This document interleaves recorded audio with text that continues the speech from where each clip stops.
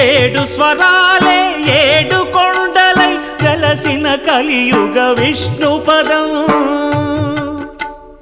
అన్నమయ్య జననం ఇది అన్నమయ్య జననం ఇది అన్నమయ్య జననం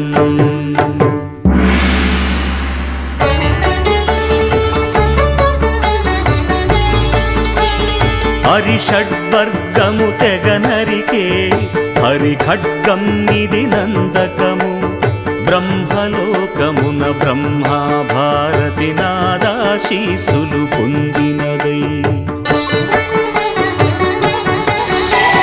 శివలోకమున చిద్విలాసమున భ్రమరుధ్వనిలో గమకితమై దివ్య సభలలో